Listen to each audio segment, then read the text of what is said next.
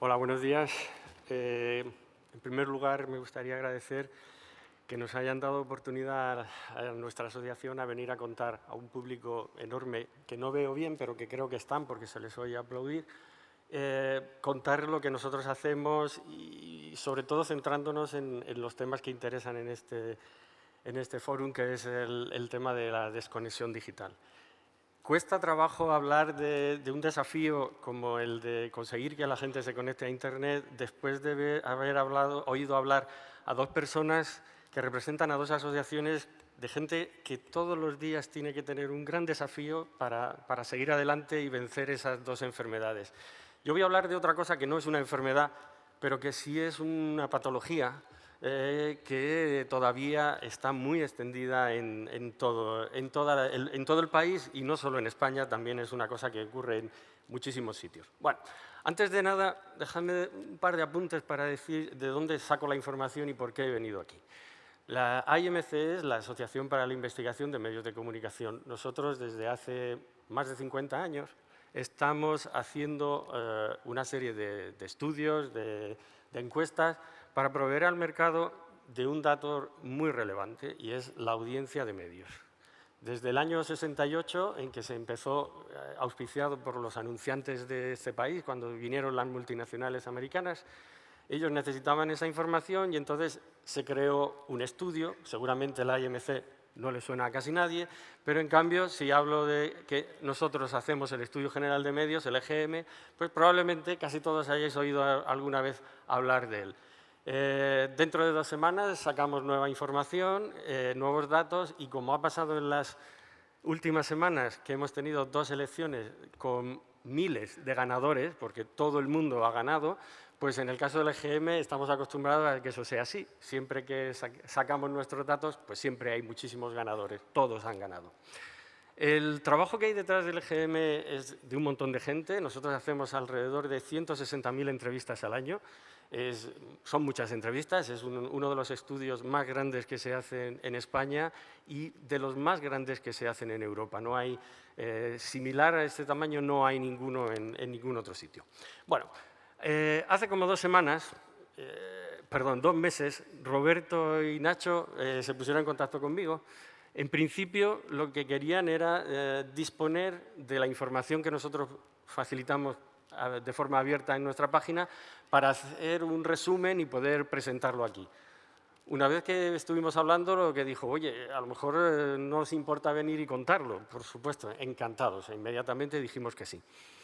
Lo que no tenía yo muy claro era qué es lo que teníamos que contar. Entonces, lo normal cuando alguien se refiere a nosotros sobre Internet, pues es que quieran hablar de la gente que se conecta a Internet.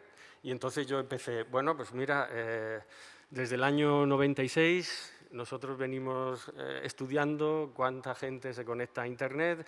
En el año 96 había un 1% de individuos que decían que en el último mes se habían conectado a Internet, y ahora el último dato que tenemos, a falta de lo que publiquemos dentro de 2 semanas, es que hay un 82,8% de gente que dice que en el último mes se ha conectado a Internet y que en promedio cada día un 78,5% de la gente se ha conectado al menos una vez a Internet. No cuántas veces, sino al menos una vez.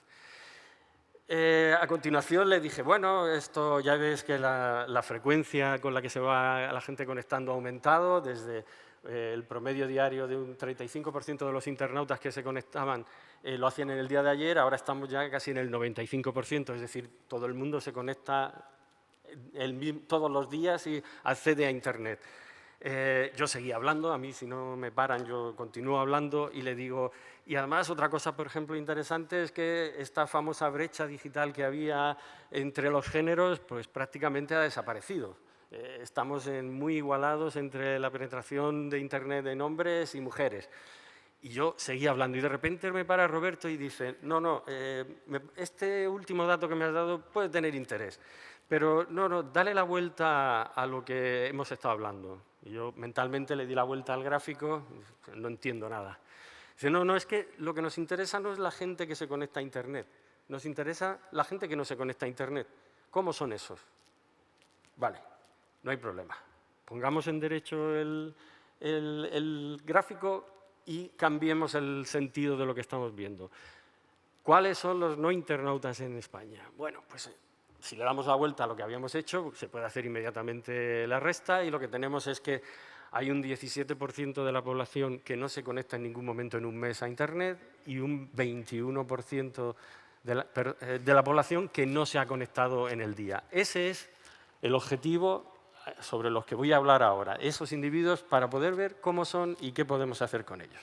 Muy bien, volvamos a empezar. Los no internautas en España, ya lo tenemos claro.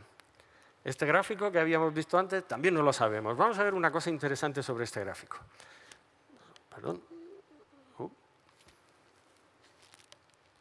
Bien.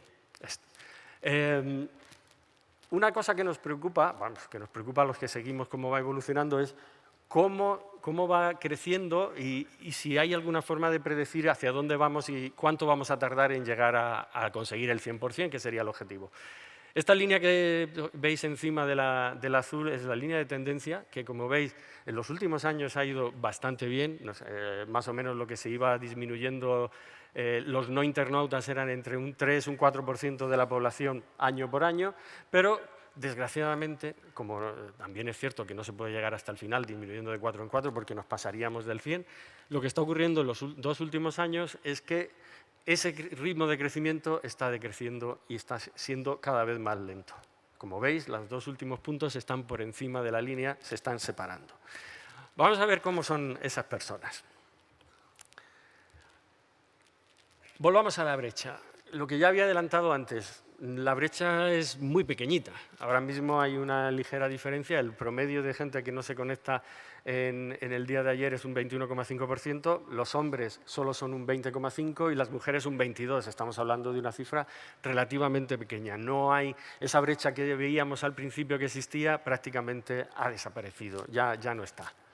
Vamos a seguir viendo más datos sobre esta gente que se conecta y que no se conecta. Veamos por edades. ¿Cómo funcionan las edades? Pues si nos fijamos, los individuos más jóvenes, de 14 a 19, el Estudio General de Medios empieza en los 14 años y termina en lo que haya, o sea, hasta los 120 al que podamos entrevistar. Lo mínimo de edad es los 14 años. Entre ellos, los individuos, la penetración de no conexión a Internet o los que faltan por conectarse son un 5%.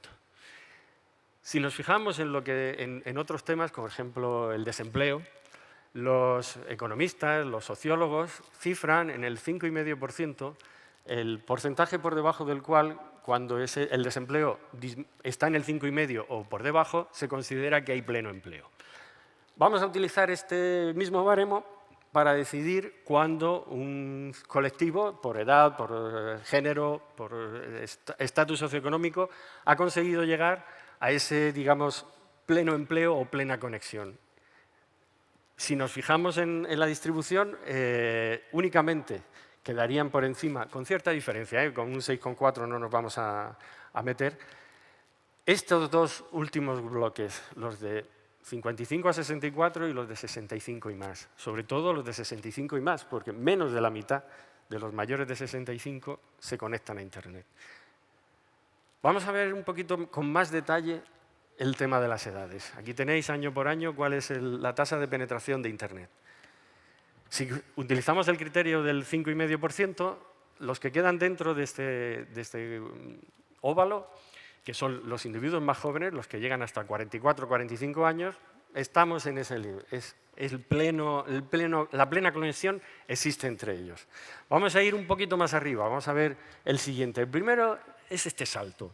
Este salto es curioso, corresponde con la edad de 65 años. ¿Qué ocurre a los 65 años a la mayoría de la población que llega ahí? Que es la edad de jubilarte. Y en ese momento la penetración de Internet disminuye un 15%. Una parte como consecuencia de que solamente se conectaban desde el trabajo y dejan de trabajar. La otra parte porque las pensiones de jubilación en muchas ocasiones no son suficientes para seguir pagando la conexión a Internet. Este es el primer punto que tenemos de ruptura en lo que es la conexión a Internet. El segundo grupo es el que ya habíamos visto. Todos los mayores de 55 años que están mucho más arriba y la cola de los 65 y más, pues están ahí. Problemas. Veamos ahora lo mismo, pero con otro índice. Este es el índice sociodemográfico. Es un índice que nos inventamos hace 4 o 5 años en sustitución de la clase social, que ya está muy superada, pero que hace referencia básicamente al nivel de ingresos que tienen los individuos. Cuando alguien está clasificado en el grupo A1 es porque está en el decil más alto de ingresos en su hogar. Y cuando uno está en el IE2, pues es que está en el decil más bajo de ingresos de los hogares. Si nos fijamos, ¿qué ocurre? ¿Cuáles son los que están más alejados o los que tienen peores sistemas de conexión o menos posibilidades de conectarse? Pues los que están abajo, como siempre. Esto es lo mismo de siempre. Estos son donde están los problemas. Nivel de instrucción, tenemos exactamente la misma situación. Cuando estamos hablando de individuos con poca formación, nos encontramos que son los que finalmente declaran no tener conexión a Internet. Más problemas, porque es más difícil llegar a ellos. Bueno, veamos otra transparencia con un dato diferente, y es con el tema del trabajo. Aquí, afortunadamente, no estamos todavía entre los que trabajan en el 5%, pero estamos en un 9,8, un 10%, que es suficiente. Lo que sí es cierto es que entre los que no trabajan no solo están los parados, sino que también están las clases pasivas, la gente que ha cumplido 65 años y ha conseguido jubilarse. Ese es el motivo de lo que hay ahí. La nacionalidad de origen de los individuos no supone un problema, porque en lo que no son nacidos en España, la penetración es más o menos igual que la que tienen en el trabajo. O sea, afortunadamente, ese es uno de los problemas que no vamos a tener. Y fijémonos también en el tamaño del hábitat. ¿Dónde vive la gente que no se conecta a Internet? Pues qué raro. Viven en la España vacía. En los municipios de menos de 10.000 habitantes, donde no hay transporte, donde no hay comunicaciones adecuadas, etcétera, etcétera, tampoco tienen acceso a Internet. Pues la verdad es que es un problema importante. Vamos a mirar por comunidades, a ver cómo estamos. Aquí he marcado Aragón, primero porque estamos en Zaragoza y segundo porque marca la línea que está en el promedio. Todos los que están por encima están peor que el promedio, los que están por debajo están mejor que el promedio. Desgraciadamente también hay 2 comunidades con un problema más grave que el resto. Extremadura y Galicia, los 2, que están por encima del 25%. Ya hemos visto una foto de cómo son estos individuos que están desconectados. Mayores de 65 años, viven en municipios de menos de 10.000 habitantes, de un índice socioeconómico bajo y sin estudios reglados. Bueno, esta es una fotografía de cómo son los individuos que no se conectan. Vamos a ver ahora cómo son los individuos que están por debajo de los que hemos estudiado, los de 14 años. A ver si las nuevas generaciones se comportan igual o funcionan de otra manera. El año pasado, a mediados de año aproximadamente, publicamos un estudio bastante intenso sobre niños. Y una de las cosas donde más incidencia se hizo, por supuesto, era el tema del consumo de medios, pero todo venía relacionado con el consumo a través de Internet. Porque, indudablemente, el consumo de diarios o de revistas, incluso de la televisión, es importante, pero ahora todo viene a través del filtro de Internet.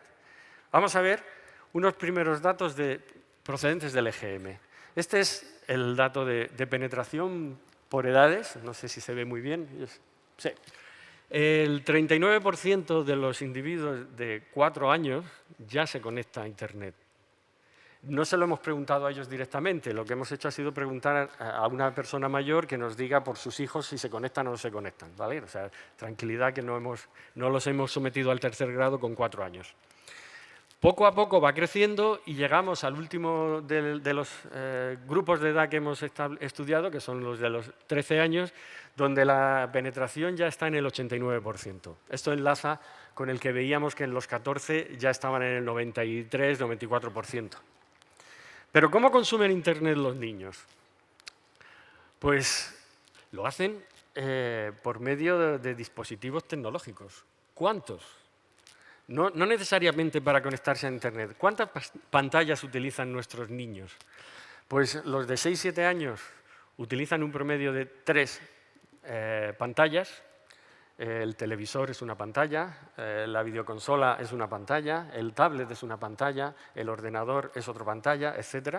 Pero ellos utilizan un promedio de 3,1. Tened en cuenta que la mayoría de los colegios tienen ya posibilidad de usar ordenadores, infinidad de aplicaciones en tablets y en móviles para que los niños desarrollen conocimientos de lectura, escritura, etcétera, etcétera.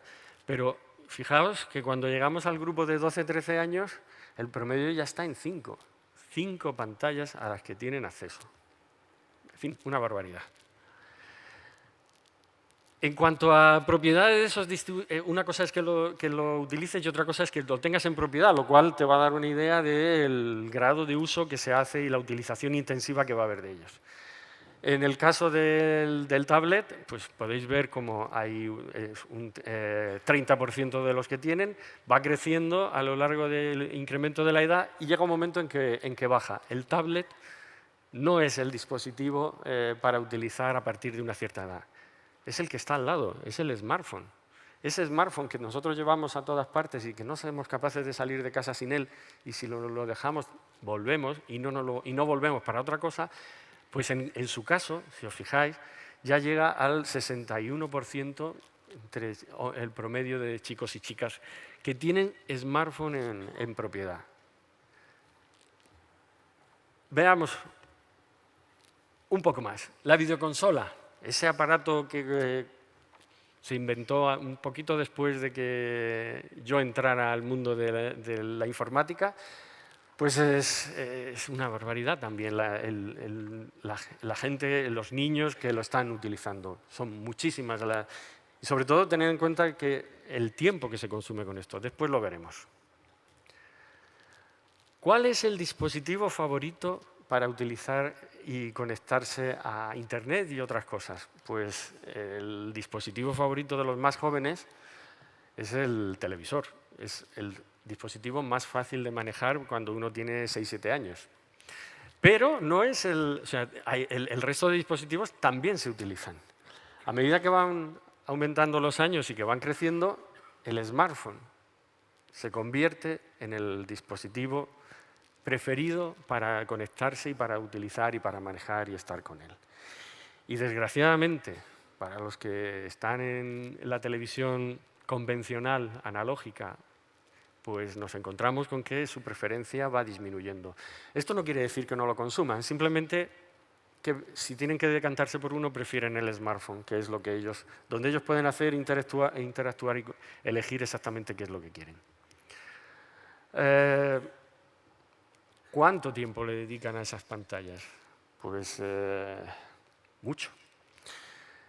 200 minutos aproximadamente los más jóvenes, que se convierten en más de 7 horas para los más mayores. Tened en cuenta aquí, no están en redes sociales, o están viendo, aquí está incluido todo. Consumo de televisión, pero también el tiempo que están con su ordenador haciendo trabajos, estudiando. O sea, no vamos a ser tan malos de decir están enganchados a las redes sociales. No, aquí están haciendo un montón de cosas. ¿Y en qué dedican su tiempo? ¿Dónde lo consumen? ¿Qué hacen? Pues el televisor, que a los más jóvenes les consume la mitad de su tiempo, sigue siendo el más utilizado cuando llegamos a los 12-13 años, pero mirar dónde está ya el smartphone, pisándole los talones. Y esto ya no es si disponen o no disponen. Aquí estamos hablando de qué tiempo se dedica a utilizar cada uno de los dispositivos. Bueno, después de todo esto tan serio, dejadme que haga una pequeña... Bien, le preguntamos a los niños cuál era su personaje famoso o popular preferido. Messi es en general el que sale por delante de todo el mundo, incluso de Cristiano Ronaldo, tened en cuenta que Cristiano no se había ido todavía cuando terminamos de hacer el estudio. O sea, que no es... probablemente si preguntamos ahora, la distancia va a ser muchísimo más alta. Y si os fijáis, hay considerable diferencia, como no podía ser de otra manera, entre los chicos y las chicas. Las dos primeras posiciones de los chicos siempre son o Leo Messi o Cristiano Ronaldo, pero en el caso de las chicas, aparte de que son otras cosas, hay más variedad, empezando por el Light Bear, de las más jóvenes, y terminando pues, con Bad Bunny. Los chicos tenían libertad de contestar lo que quisieran y bueno, esto, si les da la libertad de las cosas, ya sabéis lo que se la toman. Hasta ahora todo lo que yo os he ido contando aquí estaba basado en datos del EGM que se pueden utilizar, pero me pidieron también que hiciera alguna prospección a qué puede ocurrir o cómo se puede desarrollar, qué cosas se pueden hacer para que la gente que ahora mismo no se conecta se conecte. Y entonces a mí se me ocurrió pensar, bueno, vamos a ver algo del estilo, a ver cómo ha funcionado. Entonces, una de las cosas que nosotros también medimos, lo habéis visto antes, es el nivel de instrucción de la gente. Al final, el último año del siglo pasado, en el año 2000, cerca de 850.000 personas nos declararon en el estudio que eran analfabetas, no sabían leer ni escribir. Al cabo de 19 años, en el último dato que tenemos, esa cifra está en 239.000, 240.000 personas. La cifra ha disminuido considerablemente, es un 72%. Ahí no podemos evaluar, porque no tengo información, de qué parte de esta disminución corresponde a los cursos de mayores, a la gente que se dedica a estudiar por su cuenta y, sobre todo, desgraciadamente, a cuáles han fallecido y han dejado de estar en nuestras estadísticas. La semana pasada, intentando encontrar algún dato acerca de esto, encontré en el INE, un sitio donde está muy bien para buscar datos de cualquier género de cosas, el último dato que hay sobre fallecimientos cruzado con el índice de estudios o el nivel de estudios es del año 2014. En el año 2014 ellos tienen registrados 14.700 fallecimientos de individuos que en el censo habían declarado ser analfabetos. 14.000 tenían más de 65 años. O sea que lo que está ocurriendo es que, desgraciadamente, una buena parte de los analfabetos que dejan de serlo en la estadística es por fallecimiento. Eso mismo nos puede ocurrir con la gente que falta por conectarse a Internet. Lo que hay que intentar es que eso no sea así. ¿Qué podemos intentar ver? ¿Por dónde pueden ir los tiros? Bueno, esta es un gráfico donde se ve en los últimos años cómo ha ido variando la gente, el dispositivo que utilizan los individuos para conectarse a Internet. El dispositivo estrella es el smartphone, veis la línea verde, está arriba del todo. Luego tenemos el ordenador personal, el de sobremesa o el portátil, uno detrás de otro. Y un poco más abajo tenemos la línea gris del tablet, bastante estabilizada, los tablets no están creciendo, y una cosa emergente en los últimos años que es el Smart TV. El televisor inteligente, el televisor que te puede permitir conectar a Internet. Ahora ya voy a poner, estos son los datos. Yo ahora voy a intentar dar mi opinión y qué opino de todas estas cosas, por dónde puede ir. Indudablemente necesitamos que las fuerzas públicas, la administración, haga un esfuerzo por la educación digital, conseguir que esas personas mayores que viven en municipios pequeños se conecten, que pasen a ser internautas, que lo utilicen, que vean cómo funciona, que pierdan el miedo y que lo utilicen.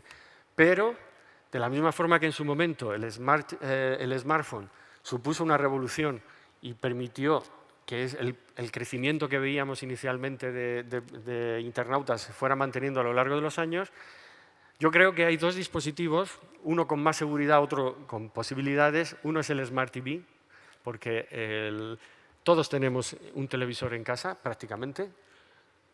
El televisor, aunque sea un poco más complicado, si se hace una interfaz adecuada, va a ser fácil para todo el mundo poderse conectar, y estoy pensando en gente que está acostumbrado a cambiar de la 1 a la 7 o lo que sea, pero que sea ágil y que funcione.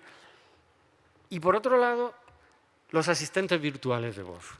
Esa posibilidad de que tú hables con el dispositivo y que no tengas que teclear nada, que es una cosa que a mucha gente mayor le da miedo, el pánico a estropear algo, mientras que si tú lo que haces es hablar con él y pedirle que realice cualquier tipo de cosa, pues probablemente sea más fácil. No estoy convencido, no estoy seguro de si los altavoces inteligentes han venido para quedarse o va a ser una moda pasajera, pero desde luego sí estoy convencido de que el asistente virtual de voz que casi todos podríamos tener en el smartphone y una buena parte de nosotros no los tenemos todavía, yo soy uno de ellos, pueden ayudar considerablemente a que eso funcione mejor y que consigamos conectar a la gente. Bueno, yo soy un friki de mucho cuidado y sobre esto me gustaría... ¿Le importaría que el profesor usara su computadora? Por favor. ¿Computadora? ¿Computadora? Oh. Hola, computadora. Utilice el teclado. Un teclado. Qué pintoresco.